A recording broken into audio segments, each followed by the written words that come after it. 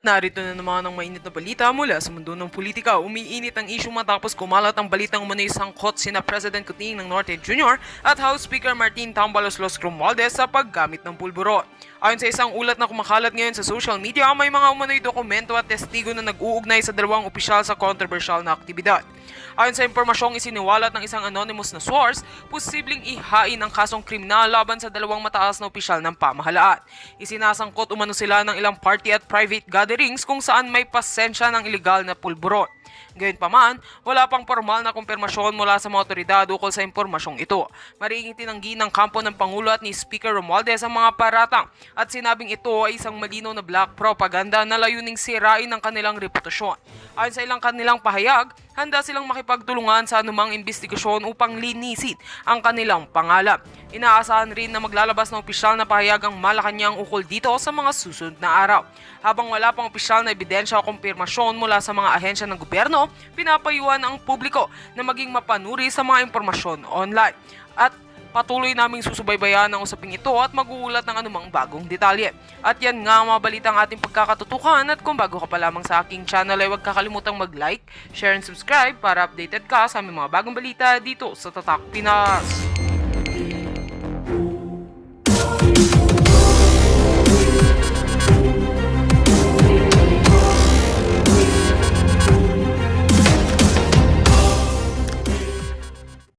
Ngayon, saan na nataga? Sabi ko, saan nila pwede isampay ang kaso na yan? Ay, di dyan lang sa Pilipinas. At pipick upin ngayon ng mga media, Marley ka, natatakot. Ayan, kakasuhan na. Ay, nako, mga kababayan. Kung kagamitin nyo lang ang inyong utak, dapat hindi na presidente si Marcos Jr. ngayon. Kung kailangan siya patalsikin sa pamamagitan ng freedom of speech, dahil tama na, sobra na ang kabangagan niya. Mga palangga, matagal nang wala yan. But sad to say, ang karamihang mga men and women in uniform na nakapaligid kay Bangag ay mga bulag, pipi at bingi. Bakit sila bulag at pipi at bingi? Magkano kaya ang mga isinusupalpal ni Lisa Tanas sa kanilang mga bunganga para tumahimik? Alright? So yan yon mga kababayan. Ngayon ang sinasabi na extradition treaty kay Maharlika, i-extradite, di ba? Sinasabi ni NBI yan, ipapa-extradite. Oh, really? Do it! Di ba? Gawin mo yung extradition mo, ang tagal mo nang sinasabi. Di ba? Ulit-ulitin ko po, ang bansang Amerika ay hindi ipinagkanulo ang kanilang citizen. Okay? Kapag ito ay may kinalaman sa freedom of speech. So yung sinasabi ng mga bangag ng NBI na ipapa-extradite, kakasuhan, yun po ay kanilang mga dala ng kanilang galit at inis kasi hindi nila ako madukot. Although talaga na si Bangag Jr. at si Lisa Tanas ng assassins para sa akin, pero syempre nag-iingat ako para hindi nila ako magurgor at reported na nga yan sa FBI, mga palangga. Ito ay talagang threat laban sa akin. Di ba? Nakita nyo, sa Netherlands ay inano ko na, nireport ko na. Okay? Mangyayari lamang ang kanilang pangdurukot sa akin kung may mag-conspire na, na assassin sa America or whatever, kung sino man yan, ang kanilang mga pwedeng bayaran. Nabasa ko yan kanina sa comment. Pero syempre, kaya nga ina-announce natin dito at nire-report natin sila sa iba't ibang institusyon ng gobyerno ng Amerika para malaman ang kadyutahan ng bangag na gobyerno. Kung meron ditong threat, violence at yung mga bang-bang-bang na ginagawa, hindi ako yun. Kundi ang mga kasabwat ni Bangag.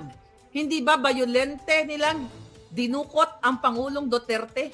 Harap-harapang ginawa ni Torre pagkipagsabwatan nila Kanilaw na ipinakiusap yan ayon sa ating source. Ipinakausap yan sa Senado na wag i-contempt. Dahil pinakita ko naman ang picture sa'yo, nakasabwat ni Lisa Tanas yan sa kanilang mga plano kung anuman na ginawa kay Pangulong Duterte. Dinig na dinig yun naman sa hearing.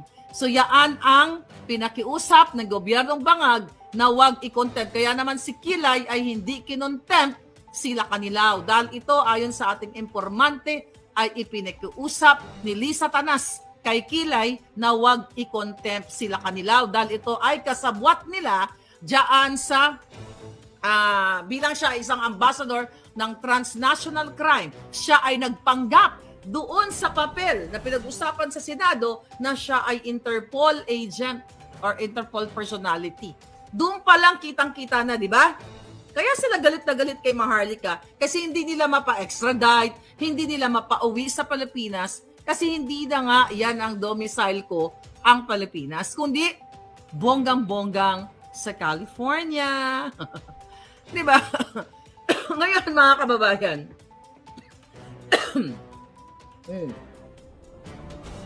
water please, darling. Ngayon, ano ang challenge ngayon sa mga bangag? Okay? Pwede sila talaga magsampal. Kahit ilang kaso, mali-mali pa kayo mga nila, pinagsusulat dyan. Kahit talaga anong kaso, mga palangga, kung magtanim sila, lahat magtagagawa ng kaso si Lisa Tanas kasi yun talaga ang purpose nila na pagdating ko sa airport ay dadamputin nila ako. Okay, bigyan kita ng clue, NBI. So, meron akong scheduled na cruise, merong stopover sa Pilipinas. Abangan mo ko, magkita tayo. So, ayan na, may schedule ako na cruise, parating na, at dadaan ako sa Pilipinas. Alright? So, abangan nyo ako dyan, mga buwaka ng ina ninyo. Okay?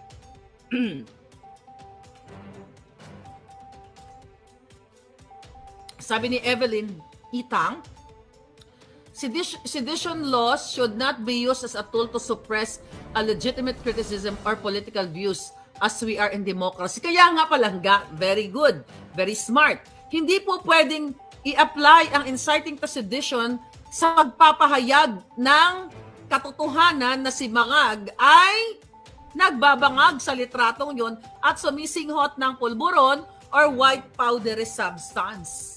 Hindi po yan fabricated, hindi po yan manipulated, taliwas sa sinasabi nila. Ngayon, saan mapapatunayan ni Maharlika yung video na yan na authenticated? Kapag si Marcos Jr. mismo ang nag-file ng case against me dito sa California at magbabakbakan kami ng ebidensya. Doon ko lang po pwedeng i-present. Actually, kinausap ko yung lawyer ko kanina. Tinanong ko, okay? Sabi ko sa kanya, so ito na naman ang nangyari.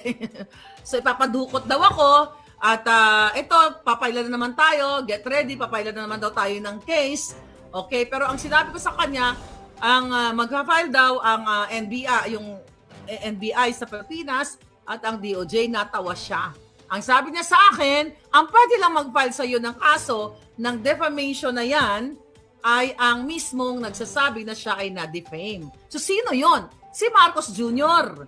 Hindi si yung NBI na julul. Nakukunin ka na ng lupa, konti na lang pag ako na naginip at kinuha ka ng lupa. Yari ka. Yun po ang sabi ng lawyer ko. So nag-consult tayo, tapos sabi ko, ayan, kakasuhan naman daw nila ako ng inciting to sedition. So alam na kasi niya kung ano tong mga issue na to. Natatawa na lang siya. Sabi niya sa akin, are you going back home? Are you going back to the Philippines? Sabi niya. Sabi ko, no. Hell no. Sabi niya, so don't worry about it. Sabi niya ganun, huwag ka mag-alala. Sabi niya, kung mag-suicidal ka at pupunta ka sa Pilipinas, sabi niya, yun ang laking trouble. But sabi niya, kung hindi ka naman pupunta doon, dahil alam naman, tsaka kilala naman sa mundo, na very corrupt talaga yung judicial system, lahat nababayaran. Sabi nga ng lawyer ko, na actually this is another lawyer, hindi siya yung may hawak ng case. Marami akong lawyer. Akala niyo kayo lang ang may lawyer. Ang sabi niya sa akin, sabi niya, don't worry about it. Sabi niya na gano'n.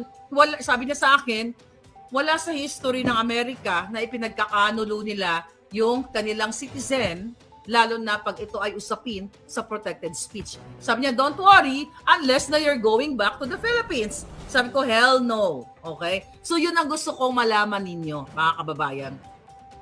So pwedeng mag-file ng case, si NBI Santiago Julul. Pwedeng mag-file sila na mag-file ng case kahit trillion cases pa yan. Ginawa na po nila yan eh. Ginawa na ni Anthony Taberna na nag-fabricate ng address sa akin. Ginawa na ni Quinones, ginawa na ni Ko. Ewan ko lang si Langka, di ba? Si Robles. Di ba? Ginawa na nila yon. Ha? Bago pa kayo ng bago. Maharlika, nye. Ngiwi.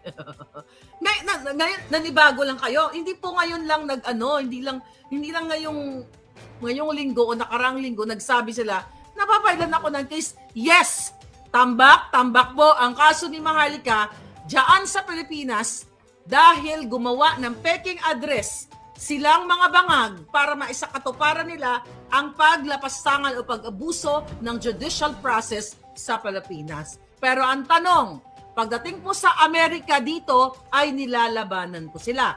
Ulitin ko po, 4 na kaso, 1 dismissed with prejudice. Ang 3 ay nilalabanan pa natin. So pag nagkataon, pag nag-file si Bangag, pang-5 na, haharapin ko siya dito sa Korte ng California. Kasi hindi po ako syunga katulad nila. Pumuwi ka dito. Hoy! NBI Director Jolul. Okay? Uuwi ka dito. Nakakaloka talaga. Alright. Kaya galit na galit itong mga, tawag dito, itong mga trolls nila at yung mga binabayaran nila. Imagine mo, gumagasto si Lisa Tanas, si Bangag Jr. magbayad ng trolls. Milyon piso. Maliban pa sa kaso sa mga trolls to attack me. Diba? Sino talaga nagpakalat ng mga fake news against me? Ako ba apektado? Hell no. Why? Kasi smart naman yung mga tao eh. Smart naman kayo eh. Hindi naman kayo nagpapaniwala sa mga kasinungalingan nila. Pero bakit sila galit na galit kay Maharlika? Kasi milyon-milyong Pilipino ang nagigising sa mga expose ko simula sa smuggling ni Lisa Tanas, sa smuggling ni Bangag, sa kanilang bribery, sa pagnanakaw, sa pangingidnap, now yung mga ransom na nangyayari dyan sa Pilipinas. Ang mga krimen talagang sobrang talamak na. At now, ano ang naging impact sa mga pasabog ni Maharlika? Bagsak na trust rating at approval rating. Inciting to sedition ba yan? Hindi po yan inciting to sedition. Ang ibig sabihin yan, ang mga Pilipino dahil matalino, alright, nagising sila, naniwala sila, nakinig sila sa kay Maharlika. Excuse me, ang mga naniniwala sa akin, hindi mga dugyot, katulad ng mga follower ni Bangag o mga addictos na katulad nila, lawyers, doctors, engineers. Name it. Hindi mga dugyot na tagutom na nanglilimahid at nagpapabayad kay Bangag. Hindi ang mga nakikinig sa akin, hindi yung mga walang alam dahil sunog na yung utak nila. Kaya po galit na galit ang Marcos Bangag administration. Gusto ko ipadukot lahat, ipa-assassinate, lahat na po yan. At hindi ko naman sila, hindi ko talaga tatantanan. Kasi akala nila, nung first case pa lang ni Taberna, na nagawa si Taberna ng peking address, ay mananahimik na ako at matatakot na. Pero nagkamali sila. And now, the Vice President, di ba, nag-speak up na. At isa din sa tinatarget nila. Okay? Sabi ni Ann Kerr, nakakatakot sa Pilipinas ang daming crime. Talaga naman, there's no point para magbakasyon kayo sa Pilipinas sa panahon ngayon. Ang tanimbala, kung magbakasyon kayo, doon na lang kayo sa Netherlands. Sa dahig kayo pumunta, mga palangga. Kaya ako, mga kababayan, hindi ako natatakot o nasisindak sa mga balita na binabalita ng mainstream media na kaso ni Maharlika, patong-patong na hindi po yan nakakatakot. Matagal ko nang alam na patong-patong talaga ang pinabricate nilang crime laban sa akin. Okay? Ngayon, the ultimate solution nila para manahimik si Maharlika ay i-extradite daw ako. Wala nga, sabi nga ng lawyer ko, that's impossible. Hindi ka naman gumorgor ng tao, hindi ka naman nag-terrorize or something, anong ginawa mo? At yun ay protected speech. Ang tanong nga niya sa akin sabi niya, ayun bang video na inano mo, na sinend mo? Sabi niya, yun ba ay totoo? Ganyan.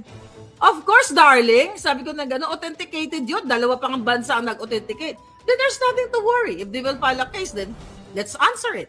Diba? Katulad ng ginagawa sa'yo ngayon. Doon mo maipipresent itong authentication na ito. O diba? Kaya nga sabi ko nga sa iyo, Bangag, ang tagal naman. Mag-file ka na ng kaso sa California. Di ba papunta-punta si Lisa Tanas dito? Mag-file na kayong 2 sa kajotahan ninyo. O, asa na ba si Lisa Tanas ngayon? Sa Dibyo ni Minda Diaz, inciting to snortation. inciting to addiction or to inciting to singotition. Pwede din singotition, no? Or singhodition, whatever. Ngayon, ayan, mamaya na may mga tumatawag sa atin. Mga palangga, okay, challenge talaga sa mga bangag na yan. Saan nila isisend yung subpoena? Sabi ko kanina. Okay? Saan nila isisend yung warrant of arrest? Sabi kasi ng mga tanga, naku Marlica, matakot ka na dahil may warrant of arrest. Mga syunga, 2022 pa lang may warrant of arrest na ako sa fabricated crime na ginawa ni Taberna, yung buwaka ng inang yan. Yaan dapat in-expel na yan sa kanyang grupo. In-expel na yan dahil yun na manawagan nga ako. Matagal na ako nanawagan. In-expel dapat yan dahil gumawa siya ng peking address sa kapagsabuatan ka kay Lisa. May warrant of arrest po ako dyan. Then, hindi ko lang alam kung 2023. Noong 2024, ilang warrant of arrest yan? Ang dami! Hawak ko nga yung mga kopya ng warrant of arrest nila na ginagamit ko. Ginagamit ko sa akin mga kaso dito, mga palangga. So, yan. Okay? Na-forward na natin lahat. Sa FBI, na i-forward na natin yung mga warrant of arrest nila. So, alam na ng gobyernong Amerika na ginigipit ako at pinasinosuppress ako ng bangag na administrasyon.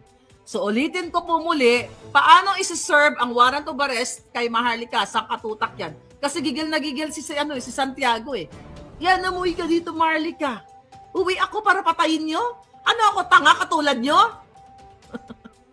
Tinatakot. Parang ako natakot ipa-deport daw. Huwag po kayo maniwala, hindi po ako madi-deport. Okay? Well documented po tayo dito. Okay, mga kababayan, hindi po ako TNT katulad ni Erich Gonzalez tuloy. Nadamay tuloy. Ni Erich Sylvester. Mapapa-deport ka lang po kapag may krimen kang ginawa. Okay? Or, wala po akong ginawang krimen sa Amerika. Hindi po yan totoo. Yung yung mga sinasabi ng mga bangag, Maharlika, ipapadeport na. Ganon din dati ang sinabi ng mga dilawan sa akin ng panahon na tayo ay kakampi pa ni Bangag, di ba? Ako ay padadala ng cease and desist letter din ng mga dilawan dahil ako ay tinawag na supporter ng mga magdanakaw, supporter ng mga mamamatay, mamanggugurgur na tao sa mga matos, which is totoo naman pala. Pero yung mga dilawan, tumahimik na ngayon. Yan din po yung sinasabi nila, mga kababayan, na ako ay pa-deport. Napa-deport ba nila ako? Diba? Sabi ni Romantic Moon. Nadamay tuloy si Erich G na napakaganda. Anyway, diba? Hindi po yan totoo. Okay? Hindi rin po totoo na mapapadampot nila ako sa Amerika. Wala po jurisdiction ang mga bangag. Para na sa mga follower ko na nag-aalala, madadampot o magugur lang po ako pag nagdesisyon ako na pumasok sa bitag ng mga demonyo sa airport ng Pilipinas. Sinabi ko na yan sa inyo. Gawa talaga ni Lisa Tanas yan. Kaya po sila nag-fabricate ng address para mailagay nila, magawa nilang legal yung mga illegal na ginawa nilang pag-fabricate ng crime. Siyempre, papel-papel lang yan Di ba? Sabi ni Plastica na citizen ka na paano kanila mapapadeport. Yun na nga, mga kababayan. Kaya sila galit na galit kasi hindi nila kayang patahimikin yung bunganga ko na si Marcos ay isang addictus benedictus. Nakikita niyo ba yung kanyang gilagid ay dumudugo na? Ha? Yung dumudugo niyang gilagid, yan ay manifestation na siya ay bangag na bangag. Kaya nga yung asawa dyan ng namatay na kaibigan ni Bangag. Okay? Baka naman Miss Universe. Baka pwede mo namang isiwalat sa taong bayan dahil ikaw ay may title na parang advocacy or humanitarian advocacy. Humanitarian ba? Okay, kung may alam ka at ibinilin sa'yo dahil ayon sa aking panaginip, ay binigyan mo ko pinakuha mo sa akin yung video at ang folder pinahawa, binigay mo sa akin, kung yun ay nagmamanifest sa katotohanan, sabihin mo na. Diba? Sabihin mo na kung anong kinalaman mo dito kay bangag-bangag na ito. Huwag ka nang magkunwari kung may kinalaman ka. Dahil yun ang sabi sa ating panaginip. Mga kababayan, okay, ulit-ulitin ko po, yung warrant of arrest, yung subpoena na gawa-gawa dahil sa pamamagitan ng peking address na ginawa ng NBI, ng mga tiwali dyan, pakisabuatan ni Lisa Tanas, wala po yung visa dito sa Amerika. Yan po ang katotohanan. At hindi po nila ako mapapa-extradite dahil wala po akong krimen na ginawa na gumurgor ng tao katulad ng paggurgor nila kay Percy Lapid. Okay, wala po akong ginurgor. Hindi po ako mapa-extradite dahil protected speech po ang pinagngangawa natin dito at yan dapat ang nire-report ng mainstream media ang mga syunga. Report kayo ng report, hindi nyo ini-educate ang inyong mga tagapakinig. Well, kukunti na lang yan. The reason why kaya galit na galit sila sa mga vloggers like me kasi mas maraming naniniwala, mas maraming nakikinig sa isang vlogger na katulad ko dahil binibigyan natin kayo ng tamang impormasyon. Hindi po yan inuulat ng media na tinatakot kayo. Claire Contreras, Maharlika, patong-patong ang kaso, nahaharap sa ganitong kaso, mayroong warrant of arrest. Nakalimutan nilang i-educate kayo na hindi po maa-apply ang warrant of arrest dito sa Amerika at hindi po ako ma-extradite mga kababayan dahil protektado po ng freedom of speech ang aking ginawa na pagpapakita ng video ni Bangag. Yan ang katotohanan ng ginagawa nila ay political persecution. Ulitin natin, naririnig nyo na yan kay Sari Roque, kapag political in nature ang ginagawa, okay, ng mga bangag. Alright? Politically tagay ginawa. Yung mga pinagsasabi ko dito, mga kababayan, na patungkol sa mga bangag kay Marcos Jr., ang aking pananalita, ang aking opinion, ang aking mga expose na, yun na nga, political in nature, hindi po yan pang extradition treaty. Dahil hindi po ako gumurgor ng buhay at hindi rin po ako nag-fabricate ng video-video na yan taliwas sa sinabi ni Santiago. Kasi bago po natin ipinalabas ang video ni Bangag na sumisingot-singot, ay authenticated na yan, mga palangga. At ang US Court, tandaan ninyo, okay, dito sa Amerika ay malupit, matindi ang protection sa free speech o sa right ng mga Amerikano o yung tinatawag na naririnig nyo na First Amendment. Okay? Kahit gaano katindi, kahit murahin ko pa, minumura ko na nga, mga buwaka ng ina, hindi po yan pwedeng ipagkanulo ng bansang Amerika ang kanilang citizen dahil ito ay politically persecuted ng mga bangan.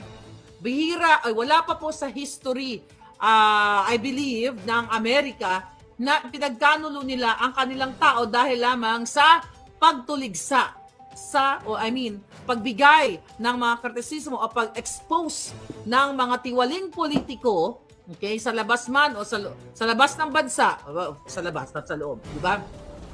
Kasi hindi naman po yun gumurgur o nagbang-bang-bang. Kaya sabi ko nga, itong mga media sa Pilipinas ay kulang sa kaalaman o nagbubububuhan kayo o bulag pipi at bingi. Dahil kayo ay natatakot. Dahil kayo ay magurgur ng mga bangag o bangag na si Marcos Jr. at si Lisa Tanas. Okay? Wala pong visa ang warrant of arrest na binaigawa ni Lisa Tanas, ni Marcos Jr., ni NBI, ni DOJ, ni PNP, lahat wala pong visa ang kanilang warrant of arrest dito sa Amerika. Yan ang gusto kong ipaunawa sa inyo, mga kababayan. Dahil wala po akong sinabing ka-insight. Meron, di ba? Yung video ni Bangag ay inciting to singhodition. Ini-incite niya ang mga Pilipino na suminghot ng suminghot katulad nila, katulad ng PNP na sinasabi na ang pagsisinghot ay parte lamang ng mga pulis na nagtatrabaho na ma-extend ang kanilang hours dahil puyat sila so kailangan nilang suminghot. Kaya kung meron man dapat kasuhan dito ay si Marbil, inciting to singhodition o addiction o kung ano pa man. Diba? Nakita ninyo? Yan ang inciting to singhodition. Kasi nagpapakita na ang Marcos Jr. ay hindi nila binibigyan ng aksyon. Ang mga pulis, hindi nila binibigyan ng aksyon, hindi nila ginagawa ang kanilang trabaho para panagutin si Marcos Jr. So, hindi po dapat si Maharlika at si Harry Roque ang kinakasuhan ng inciting to sedition, kundi itong mga inayupak na to, inciting to singhotition o singhotition whatsoever. Right? Kasi kitang-kita sa ebidensya, ang sabi nila, hindi daw si Bangag yun. Eh, sino yun? Sino yun? Sige nga. Kaya nga challenge ko si Bangag. Bangag, Marcos Bangag Jr., file a case here in California. Civil case, di ba? Magaling naman kayo, di ba? Kaya niyong gastusin ang pera ng bayan, milyon-milyon para mag-file ng case against me at mag-hire ng mga mamahaling abogado. Well, the fact na sa Amerika, nag-file ng case mamahalin, ginagastos niyo ang pera ng bayan. Eh, di gastusin mo uli ngayon. Kasi gustong-gusto ko yan, magharapan tayo dito sa korte. Gusto ko marinig ng buong mundo ang kaso mo laban sa akin. Magbabakbakan tayo sa korte. Yan ang iniintay ko. Pala kay Sir in California. Kasi mga kababayan, huwag kayong umasa na haharap ako sa korte ng Pilipinas. Hindi po yan mangyayari over my dead, gorgeous body. Or, mauna mo nang magurgor ang mga hitad. Hindi po mangyayari na ako ay haharap sa korte ng Pilipinas. Hindi po ako suicidal para magpagurgor sa mga jutang ginimes. Ano daw? Busy sa soyopsisyon. Alright? Okay. Sabi ng mga, okay, ba't ganito? Ayan. Ano sabi? Busy? Busy sa soyopsisyon? Alright. Sabi ni John Pantoja, sa totoo lang, sa buong mundo ngayon na ako nakakinig na okay tumira ang pulis. Ha ha ha, para mag-extend ng hours. Ayun na nga, mga palangga. Alright. Ang daming mga ang daming mga pakawala ni Bangag. Ayan, gurgor kayo ngayon. Gurgor ang mga hitad. So, mga kababayan, walang dapat ika-worry. Kaya galit na galit sila ngayon. Tingnan niyo nangyayari. Bagsak ang approval and trust rating ni Bangag. At sa ganyang approval at trust rating, dapat wala na si Bangag sa posisyon niya. Ibig sabihin, ang mga tao ay sukang-suka na sa kanya. Di ba? Sukang-suka na sa kanya, mga kababayan. Yan ang patunay na galit na ang mga tao based dan sa kanilang sa kanyang trust rating. Okay? Yes. Basa natin itong na to. Oo, yan. Kapopost ko lang dyan. Na ano sabi mo? Okay, may lamok. Yan. Ang mga bangag. Sino yung mga magdanakaw sa kabanang bayan? Marcos, Araneta, Romualdez. Sabi ko nga kanina sa post natin sa Facebook, ingrato sa Pilipino, itim, di ba? Yan ang sabi ni Marcos Jr. Ni Amy Marcos, yung kanyang political ads. T, traidor sa bayan. I, immoral ang pamumuno. M, magnanakaw sa kabanang bayan. Yan ang itim na mga Marcos. Yan ang katotohanan, mga kababayan.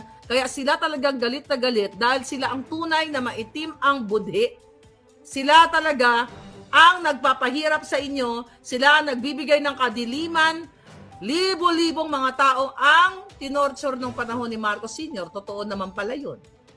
Okay? Pero ang mga dilawan ngayon na nagrereklamo, katulad nila Dilima, katulad ng mga hinayupak, magkakakampi na sila. Kaya sabi ko sa inyo, wala na pong kayong aasahan. Huwag nyo na iboto yung mga ano na yun. Yung pula, yung pulawan at mga dilawan. Tingnan mo, nag-aalisan yung kanilang mga kandidato. Ano ibig sabihin? Nakikita nila sa ground. Nasukang-suka na yung mga Pilipino.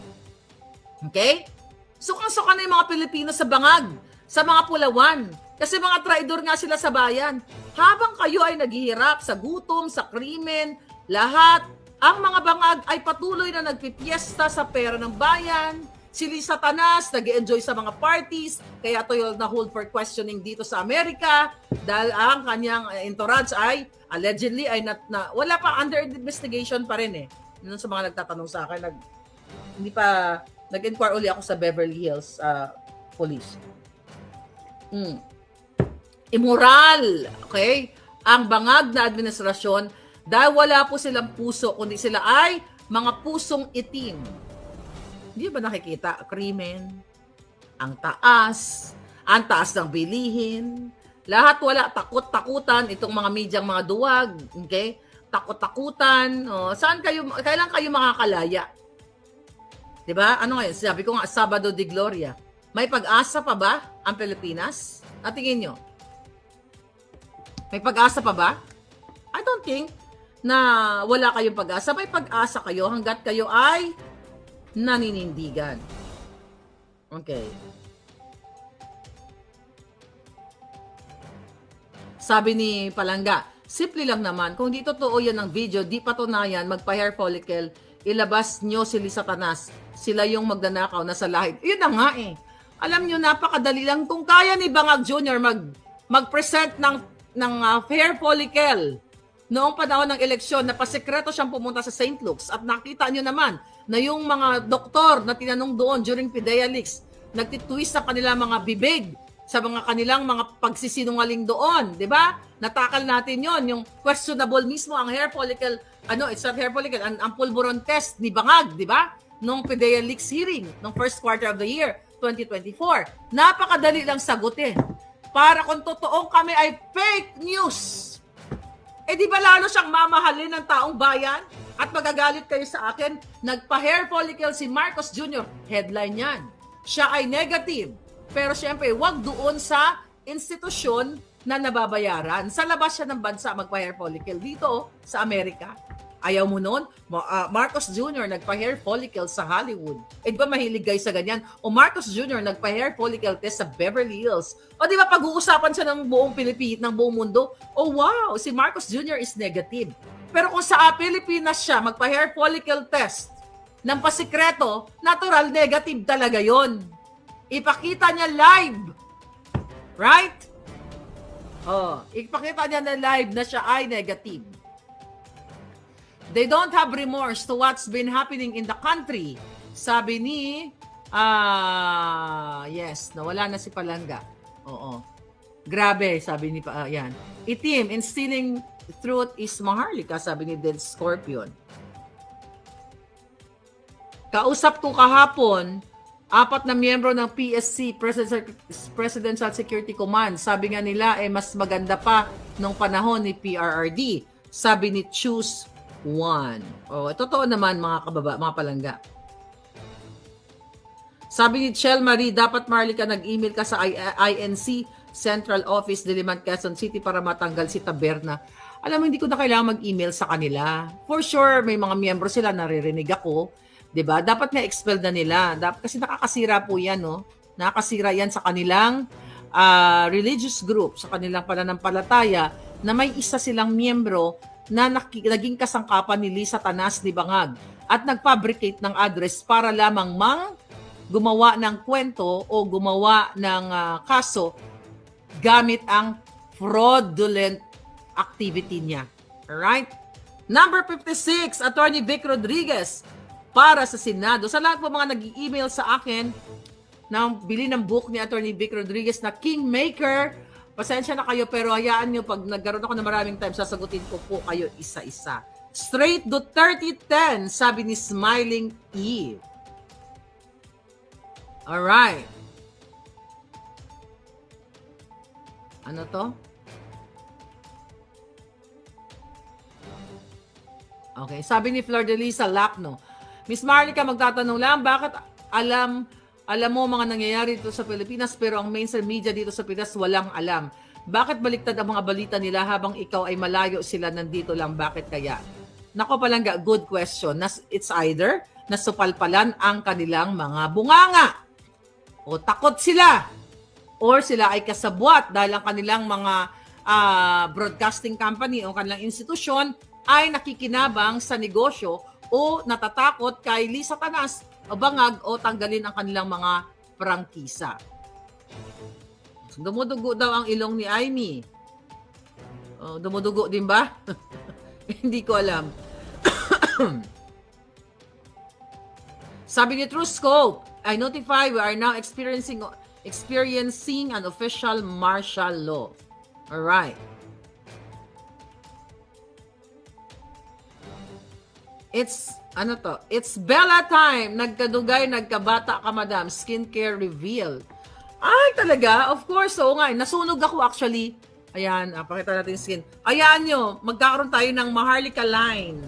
Gusto nyo ba ng skincare? O, mag-reveal tayo. Pero